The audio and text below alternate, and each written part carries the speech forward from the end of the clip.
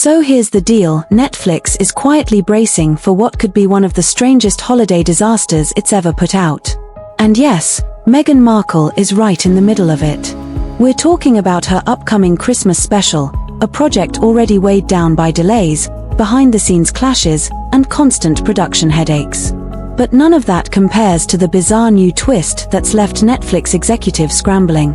Apparently, Meghan has been cooking up something so offbeat, so painfully cringe, it could single-handedly sink whatever chances the special had left. Let's rewind. Meghan's reputation on set hasn't exactly been smooth sailing. Insiders say her involvement in With Love, Season 2 was chaos, endless reshoots, non-stop edits, and clashes with producers that turned a straightforward shoot into a nightmare. And now, with this holiday project, the chaos has only escalated. But this time, it's not just delays or creative disagreements. Meghan's chasing something riskier, virality. She doesn't seem focused on making great content or winning acclaim. What she wants is a moment, something explosive that lights up social media, pulls every camera back in her direction, and keeps people talking, love her or hate her. Her latest idea? A remixed version of that infamous pregnancy dance video, now set to a rap track of a Christmas song. Think awkward captions, provocative moves, and yes, baby crying sound effects layered over the beat. According to insiders, Meghan worked on this behind the scenes with someone from her social circle who produced the track. She planned to drop it on Instagram and even launch new accounts across multiple platforms to push it as a teaser for the special. The kicker? This remix includes unreleased clips from the original video footage that didn't make the cut the first time, and for good reason. More explicit moves, strange gestures, and a tone that reportedly unsettled even her own manager and agent. They were so alarmed they went straight to Netflix. Executives, already exhausted from delays and drama, took one look and tried to shut it down immediately. They warned her that pushing this remix could blow up any chance of a polished holiday rollout. But Meghan didn't back off. She doubled down, pushing Netflix to actually use the remix as the intro to the Christmas special. Baby cries, rap verses, dance clips, all of it. And she only made that pitch after being caught in the act, like a kid trying to turn a failed prank into a group project. Now, it's a powder keg inside Netflix headquarters. On one side, co-CEO Greg Peters has had enough, he wants distance, no matter the fallout. On the other, Ted Sarandos is still defending her, arguing that controversy is part of her power. And stuck in the middle of that tension is this remix video, a project that might just tip everything over the edge. This is the breaking point. What makes it even messier is that Meghan's own team, what's left of it, is starting to collapse. Her agent and manager didn't just sound the alarm to Netflix out of loyalty. Insiders say they've been quietly looking for the exit for months. And when replacements were approached, most flat out refused. No one wants the headache of babysitting viral stunts while dealing with executives on the verge of mutiny.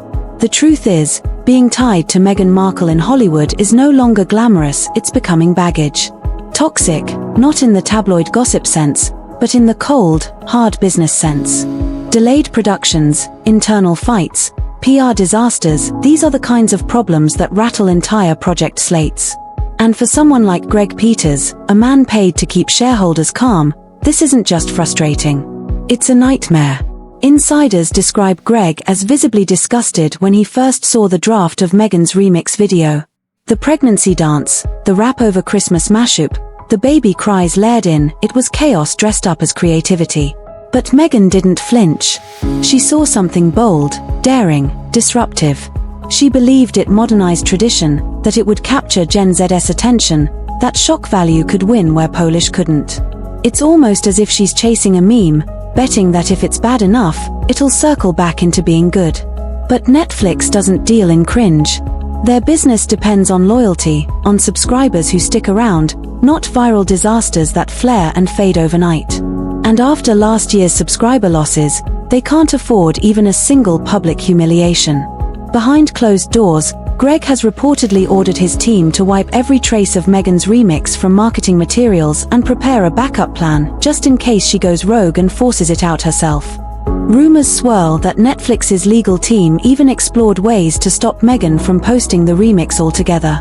At the same time, Ted Sarandos has stepped in as the peacemaker. He still sees her as an asset, a big name with built-in buzz, the kind of unpredictable force that guarantees attention. To Ted, this isn't a disaster, it's a detour.